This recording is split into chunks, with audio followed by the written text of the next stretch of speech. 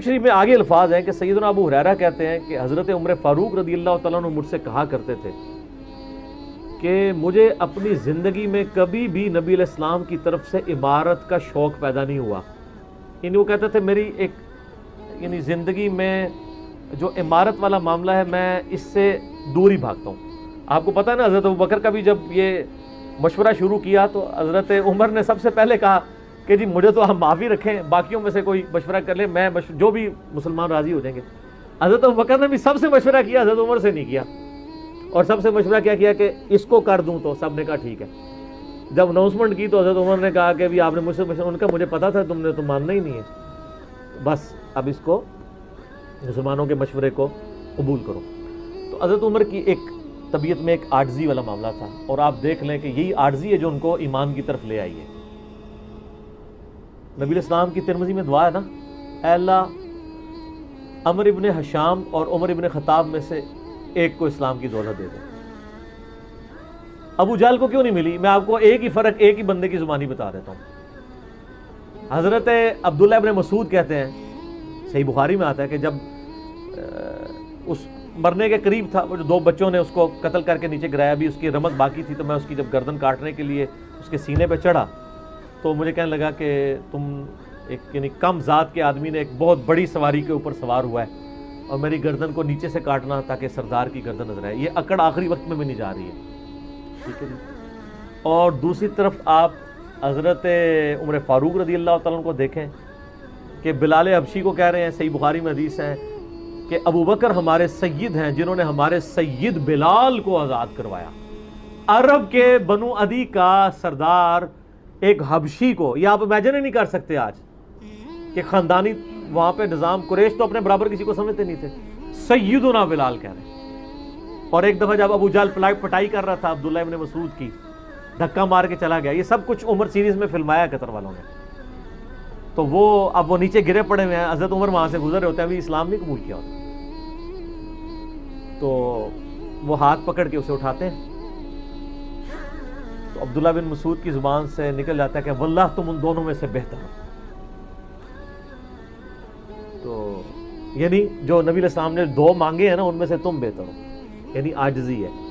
یعنی ہے کافروں کی پارٹی میں اور میرے ساتھ بھی اس نے سلوک کر رہے, اور وہی ہوا, اللہ تعالیٰ نے ان کو قبول کر لیا. تو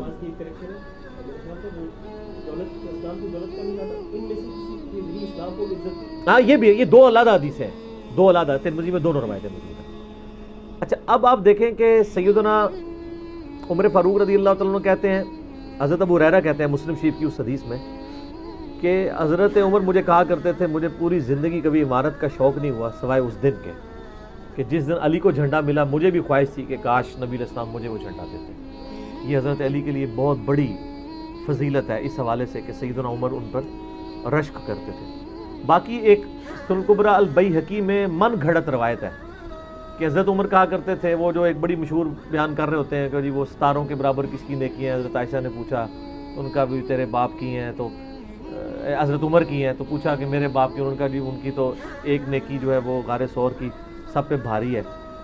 اس حدیث کو شیخ البانی نے, شیخ زبیلی زئی صاحب نے, دونوں نے لکھا ہے یہ موضوع حدیث ہے, وضع کی گئی حدیث ہے, لیکن یہ ہمارے مسلمانوں کے بچے کو یاد ہے. جعلی حدیث ہے, ضعیف نہیں سر, گھڑی ہوئی حدیث ہے. اور جو مسلم شریف کی حدیث تھی وہ ہم نے آگے ایکسپلور کیا کہ حضرت عمر کہتے تھے مجھے علی پر رشک ہے کہ مجھے وہ جھنڈا نہیں ملا اور علی کو ملا. دوسری طرف سیدنا علی بھی سیدنا عمر سے بڑی محبت کرتے تھے. ہاں, بخاری اور مسلم دونوں میں حدیث ہے, مشکات میں بھی آپ کو مل جائے گی 3 جلد میں, حضرت ابوبکر عمر کے فضائل کے چیپٹر میں. عبداللہ ابن عباس کہتے ہیں کہ سیدنا عمر کی میت رکھی ہوئی تھی اور لوگ ان کی میت پہ رو رہے تھے اور اپنے اپنے انداز میں ان کے اوپر سلام پیش کر رہے تھے کہ آپ کی وجہ سے اللہ نے اسلام کو اتنا عروج دیا, رومن اور پرشین امپائر گر گئیں, یرموک اور قادسیہ میں اللہ نے مسلمانوں کو فتوحات دیں. اور کہتے ہیں اتنے میں ایک شخص میرے پیچھے آگے کھڑا ہوا, کیونکہ میں بھی میت کے سامنے بیٹھا ہوا تھا, تو اس نے میرے کندھے کے اوپر آ کے یوں کونی رکھ لی اور اس نے سیدنا عمر کی میت کو مخاطب کر کے کہا کہ اللہ تجھ پہ رحم کرے اے عمر ابن خطاب, میں نے اللہ کے محبوب صلی اللہ علیہ وآلہ وسلم سے بارہا سنا تھا کہ میں ابو بکر اور عمر فلاں جگہ گئے، میں ابو بکر اور عمر داخل ہوئے، میں ابو بکر اور عمر نکلے۔ مجھے امید تھی کہ تم اپنے ان دو ساتھیوں کے ساتھ جا کے ملو گے۔ کون سے دو ساتھی؟ سیدنا ابو بکر اور سیدنا محمد رسول اللہ صلی اللہ علیہ وآلہ وسلم۔ اور اللہ کی قسم اس روئے ارض پہ تم وہ شخص تھے کہ مجھے خواہش ہے کہ میں تمہارے اعمال کے ساتھ اللہ کے حضور پیش ہوں۔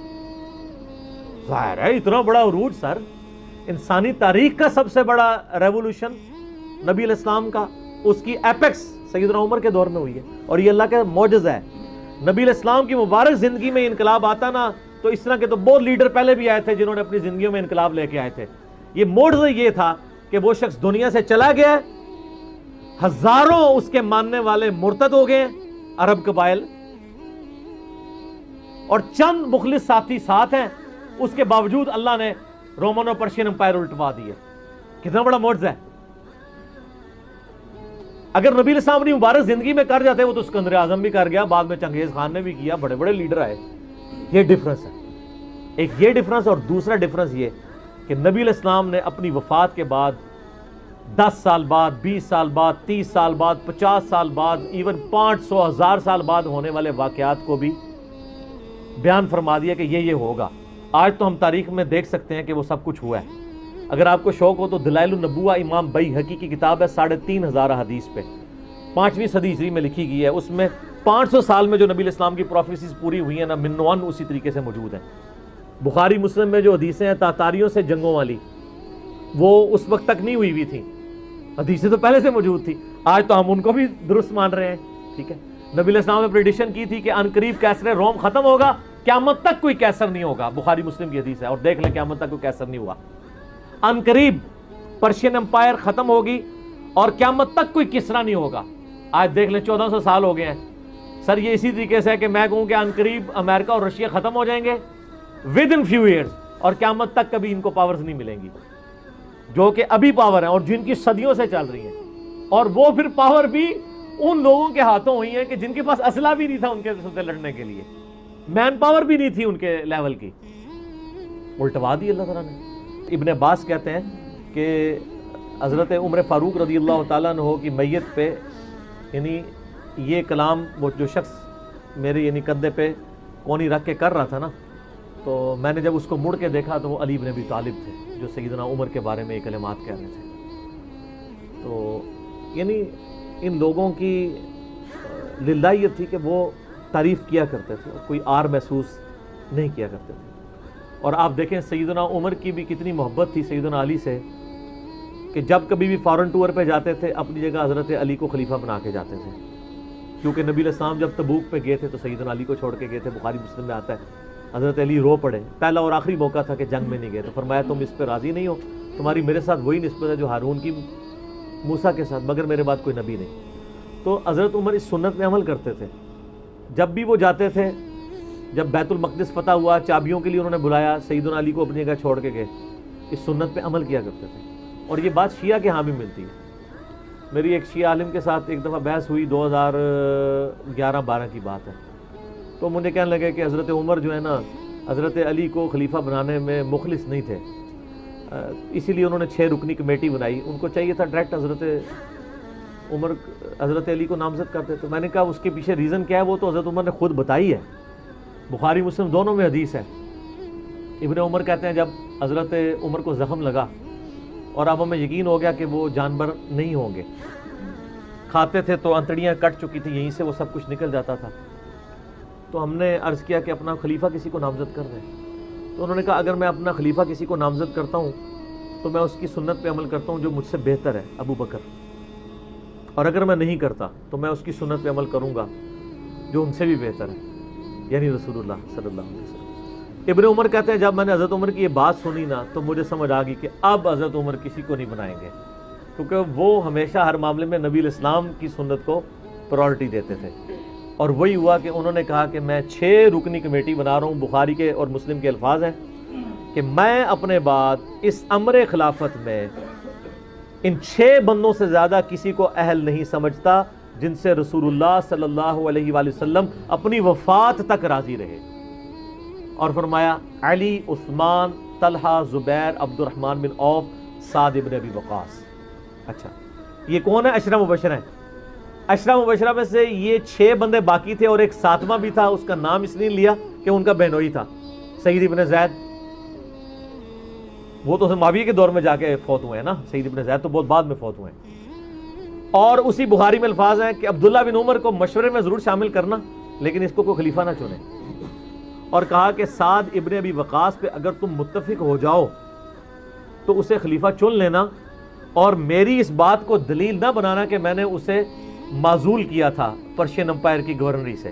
کہیں ایسا نہ ہو کہ تم اس پہ متفق اور کہو کہ اس کو تو عمر نے اتارا ہوا تھا، این اتنے رہن دو، اس دے 62 لگ گئی ہے. یہ 62 ہے ہی جعلی چیز ہے. اسلام میں کوئی 62 نہیں ہے. اسلام میں یہ نہیں ہے کہ آپ کو مطلب موت کے غرغرے تک توبہ قبول ہے. آپ ایک بندے کے ساتھ معاملہ ہو جاتا ہے اور وہ توبہ طائب ہو جاتا ہے تو بس ٹھیک ہے. وہ تا حیات نائل کوئی نہیں ہوتا. اسلام میں کوئی تا حیات نہیں ہے. اللہ تعالیٰ کے ساتھ گستاخی کرنے والے کے لیے بھی جامع ترمذی میں حدیث ہے کہ موت کے غرغرے تک جو ہے وہ توبہ کا دروازہ کھلا ہوا ہے، موت کے غرغرے سے پہلے. تو 62 نہ لگا دینا اس پہ. وہ ایک معاملہ تھا، وہ حضرت عمر کسی کو 4 سال سے زیادہ گورنر رہنے نہیں دیتے تھے تو انہوں نے ان کو ہٹا دیا تھا. تو یعنی ان لوگوں کی یہ للہیت ہوا کرتی تھی. تو میں نے اس کو کہا کہ دیکھو کہ یہ وجہ تھی کہ انہوں نے نبی الاسلام کی سنت پہ عمل کیا کہ میں ان 6 بندوں سے نبی الاسلام راضی تھے، میں اس کمیٹی بناؤں گا. میں اور اس میں الفاظ ہیں بخاری مسلم میں کہ میں زندگی بھر تمہارا بوجھ اٹھاتا رہا، اپنے مرنے کے بعد تمہارا بوجھ نہیں اٹھاؤں گا، تم خود اپنا خلیفہ چن لینا ان 6 میں سے. یعنی میں کسی کو نامینیٹ نہیں کروں گا. دوسرا میں نے اس شیعہ عالم سے یہ بات کی کہ حضرت عمر اتنے بڑے رسک کے اوپر تھے کہ جس نے پوری دنیا کو الٹ دیا ہے اور وہ چند بندے لے کے رومن اور پرشین امپائر کا وزٹ کر رہا ہے. کوئی بھی قافلہ ان پہ حملہ کر کے ان کو شہید کر سکتا تھا. اور اگر خدا نہ خواستہ اس دوران وہ شہید ہو جاتے تو حضرت علی آٹومیٹکلی خلیفہ ہوتے کیونکہ ان کو چھوڑ کے گئے ہوئے تھے. یہ ان کا اخلاص تھا. پھر سیدنا عمر نے حضرت علی کو چیف جسٹس لگایا ہوا تھا حجاز کا. چیف جسٹس آج کل نہیں سنبھالا جا رہا، اور اس زمانے میں جب اسلام کا دورہ ہو، عدل کا نظام ہو، اور تینوں جو زہد کے امام تھے نا حضرت عمر نے ان کو چیف جسٹس لگایا تھا. رومن امپائر گری، اصحاب صفہ میں سے ابو درداء کو لگایا، سب سے غریب ترین صحابی. یہ ان کا کرائٹیریا تھا. ابو سفیان، بڑے بڑے لوگ جو اینڈ پہ مسلمان ہوئے، یہ لائنیں بنا کے کھڑے رہتے تھے. حضرت عمر ان کو نہیں ملتے تھے جب تک باقیوں سے فارغ نہ ہو جائیں. وہ کہتے تھے ہم سردار. ان کا نہیں، تم اسلام میں بعد میں آئے ہو.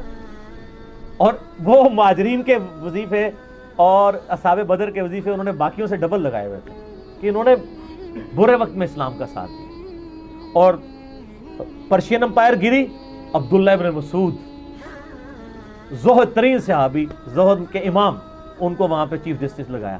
اور حجاز کے اندر سیدنا علی کو لگایا. اور اس سے بھی بڑھ کے سیدنا علی ابن ابی طالب کی ایک بیٹی ہے ام کلثوم، سیدہ فاطمہ سے ان کا رشتہ مانگا سیدنا عمر کہ میرا اہل بیت رسول کے ساتھ رشتہ بن جائے. صحیح بخاری میں بھی اس کا ذکر اشارتاً موجود ہے ام کلثوم کا. شیعہ اور سنی دونوں کے ہاں ان کی کتابیں تو مانتی ہیں، بابے نہ مانے تو علیحدہ بات ہے. کتابوں میں موجود ہے کہ سیدنا عمر فاروق کی بیوی تھی ام کلثوم، اور سلام اللہ علیہا. اس کی وجہ سے یعنی انہوں نے ایک فخر محسوس کیا کہ میرا اہل بیت کے ساتھ ایک رشتہ داری والا معاملہ ہو جائے. تو سیدنا عمر اس طرح کے معاملات کے اندر اہل بیت کے ساتھ بہت حسن سلوک والا معاملہ کیا کرتے تھے. اگرچہ ان کی طبیعت میں سختی ضرور تھی لیکن جو دین کے معاملے میں تھی وہ ساری سختی اپنی ذات کے معاملے میں نہیں ہوا کرتی تھی. صحیح مسلم میں ایک حدیث ہے، اسی پہ میں کنکلوڈ کرتا ہوں کہ سیدنا عمر نے ایک خواب دیکھا کہ مجھے ایک مرغے نے خواب میں ٹھونگے ماری ہیں. انہوں نے پھر اگلے دن خطبہ دیا. انہوں نے کہا کہ میں نے خواب میں دیکھا ہے کہ اس طرح مجھے ایک مرغ نے چونچے ماری ہیں خواب کے اندر. میں نے اس کی تعبیر یہ کی ہے کہ عنقریب مجھے قتل کر دیا جائے گا، اور اگر بائی چانس اچانک میں مار دیا جاؤں، یہ تو کسی کو نہیں پتا تھا کہ وہ ایک تقریباً 3-4 دن تک زخمی حالت میں ہوش میں رہیں گے. اچانک بھی تو مر سکتے تھے اگر گردن اتر جاتی. اگر میں اچانک مار دیا جاؤں تو تم اس امر خلافت کو ان 6 بندوں سے باہر نہ جانے دینا۔ صحیح مسلم میں ان 6 بندوں کے نام نہیں ہیں، لیکن بخاری میں وہ نام بھی ہیں۔ امر خلافت کو ان 6 بندوں سے باہر نہ جانے دینا۔ صحیح مسلم میں ان 6 بندوں کے نام نہیں ہیں، لیکن بخاری میں وہ نام بھی ہیں۔ سیدنا علی، عثمان، طلحہ، زبیر، عبد الرحمن بن عوف اور سعد بن ابی وقاص۔ اور انہوں نے کنسنسس کے ساتھ پھر بعد میں سیدنا علی اور عثمان ہی بچ گئے تھے، ان میں ٹائی پڑ گئی تھی، تو الٹیمیٹلی پھر حضرت عثمان کو چن لیا گیا۔ تو اگر میں اچانک مار دیا جاؤں تو ان 6 بندوں سے باہر کسی کو خلیفہ نہ چننا، اور مجھے پتہ ہے کہ جب تم ان 6 بندوں میں سے کسی کو خلیفہ چنو گے تو کچھ لوگ تمہاری مخالفت کریں گے، اور یہ وہی لوگ ہیں جن کو میں نے اسلام کی خاطر اپنے ہاتھوں سے مارا ہوا ہے، یعنی وہ لوگ جو بالکل اینڈ پہ مسلمان ہوئے ہیں، جن سے ہم نے غزوہ بدر، خندق، احد لڑی ہوئی ہے۔ اب یہ اینڈ پہ مسلمان ہوئے ہیں، چونکہ وہاں پہ بھی انہوں نے حکمرانی دیکھی ہوئی ہے، تو یہاں پہ بھی ان کی خواہش یہ ہوگی کہ ان میں سے کسی کو خلیفہ چنا جائے۔ تو جب تم دیکھو کہ ایسے لوگ اس خلافت کے دشمن ہیں، ان 6 میں سے کسی بندے کی خلافت کے مخالفت کر رہے ہیں، تو تم سمجھ لینا کہ یہ لوگ اللہ کے دشمن، اور دوسرے الفاظ تو بڑے سخت ہیں، کافر ہیں۔ اب اس کی انجینئرنگ میں نہیں کرتا، وہ پھر کسی اور طرف بات چلی جائے گی۔ آپ میرا ریسرچ پیپر واقعہ کربلا کا حقیقی پس منظر 72 صحیح الاسناد احادیث کی روشنی میں، جس میں نے 200 روایتیں اکثر بخاری مسلم سے پیش کی ہیں، اس کے سٹارٹ میں نے حدیث لکھ کے پھر لکھا ہے کہ اب آئندہ صفحات میں آپ کو پتہ چلے گا کہ سیدنا عمر اسلام کا دشمن کن لوگوں کو سمجھتے تھے، اور یہی الفاظ صحیح بخاری میں عبداللہ بن عمر نے بھی استعمال کیے تھے۔ کس کے بارے میں کیے تھے وہ ہمارا اب ریسرچ پیپر پڑھتے ہیں، ٹھیک ہے جی۔